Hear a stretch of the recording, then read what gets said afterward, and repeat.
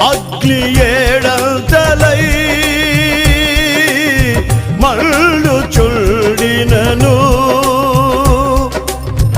అగ్ని జ్వాలలు తాకలేదులే నీ ప్రియుల దేహాలను. అగ్ని బలము చల్లారినే శత్రు సమూహము అల్లాడినే. నేను నీ స్వాస్థ్యమే నీవు నా సొంతమే. నా స్తోత్ర బలులన్నీ నీకేనయ్యా.